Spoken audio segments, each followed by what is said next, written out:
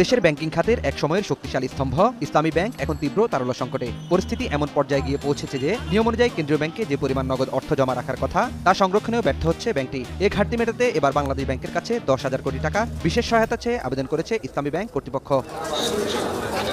ঘটনার সূত্রপাত গত 24 মে বাংলাদেশ ব্যাংকের সাবেক ডেপুটি গভর্নর খুরশিদ আলমকে ইসলামী ব্যাংকের চেয়ারম্যান করে প্রজ্ঞাপন জারি করে বাংলাদেশ ব্যাংক। এরপর থেকে ব্যাংকটিতে শুরু হয় নতুন অস্থিরতা, যার প্রভাব সরাসরি গিয়ে পড়ে ব্যাংকটির তারল্যে। ব্যাংকটির অভ্যন্তরীণ তথ্য বলছে, গত এক মাসের ব্যবধানে এ ব্যাংক থেকে 8,000 কোটি টাকা তুলে নেন গ্রাহকরা। উদ্বেগের মাত্রা আরও বাড়িয়ে দিয়েছে গত সোমবারের চিত্র। এদিন গ্রাহকরা ব্যাংকটি থেকে তুলে নিয়েছেন 1,000 কোটি টাকারও বেশি। ঢাকা বিশ্ববিদ্যালয়ের অর্থনীতি বিভাগের এই অধ্যাপক বলছেন, নিয়ন্ত্রক সংস্থার ভূমিকার বদলে রাজনৈতিক দলের ভূমিকা পালন করছে কেন্দ্রীয় ব্যাংক, যে কারণে এমন অস্থিরতা বলে মত তার। সেন্ট্রাল ব্যাংক যে রেগুলেটর হিসেবে যে রেগুলেটরের ভূমিকা থাকা উচিত, সেটা বাস্তবে আসলে প্রতিফলিত হয় না। মনে হয় যেন রাজনৈতিক কোনো প্রতিচ্ছায়া তাদের ভিতরে কাজ করে এবং তাদের উপর কাজ করে, যে কারণে সঠিক সিদ্ধান্তে না আসার কারণে বারবার কিন্তু ব্যত্যয় ঘটছে। বিতর্কিত সিদ্ধান্ত থেকে সরে এসে গ্রাহকদের চাহিদাকে প্রাধান্য দিয়ে কেন্দ্রীয় ব্যাংক সিদ্ধান্ত নিতে পারলে সংকট থেকে উত্তরণ সম্ভব বলে মনে করছেন বিশ্লেষকরা।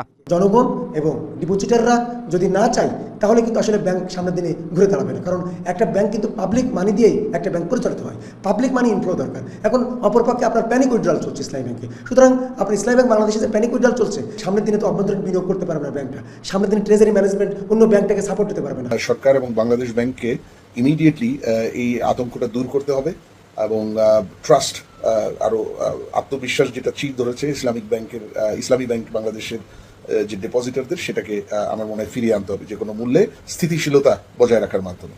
ইসলামী ব্যাংক সূত্র বলছে, সংকট কাটাতে কেন্দ্রীয় ব্যাংকের হস্তক্ষেপ ছাড়া আর কোনো পথ খোলা নেই। এখন দেখার বিষয়, বড় অঙ্কের এই ঋণের আবেদনের প্রেক্ষিতে কেন্দ্রীয় ব্যাংক কি ধরনের পদক্ষেপ গ্রহণ করে। সন্তান তার মায়ের কোলেই তো নিরাপদ। ওরা তো সৎমা হয়ে এসেছিল, ওদের কোনো দরদ ছিল না, ওরা ডাকাতি করেছে। এখন আবার যদি অসৎ লোকদেরকে দিয়ে এই ব্যাংক পরিচালনা করা হয়, যা আছে তাও শেষ হয়ে যাবে, উধাও হয়ে যাবে। আমাদের উদ্বেগটা এই জায়গায়। তখন যখন এই সমস্যা দেখা দিয়েছিল, মাত্র 4 দিনে ওখানে 70,000 কোটি টাকা ব্যাংক থেকে মানুষ উত্তোলন করে ফেলেছিল। আমরা একটা অনুরোধ জানিয়েছিলাম একজন গ্রাহক হিসাবে, ছোট্ট একজন মালিক হিসাবে, একটু ধৈর্য ধরুন, ব্যাংকটাকে বাঁচতে দিন। থেমে গিয়েছিল।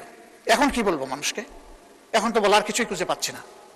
এই জন্য আপনার মাধ্যমে আমি মাননীয় প্রধানমন্ত্রীকে বিশেষভাবে অনুরোধ করব, বিষয়টা নিয়ে তিনি যেন সিরিয়াসলি ভাবেন। কোনো পূর্ব ধারণা থেকে নয়, বাস্তবতার ভিত্তিতে এই ব্যাংকটাকে বাঁচাতে হবে। আমরা বিশ্বাস করি এই ব্যাংক বাঁচলে, তার আগের জায়গায় ফিরে আসলে ব্যাংকিং ব্যবস্থাপনার উপরে মানুষের আস্থা আবার ফিরে আসবে।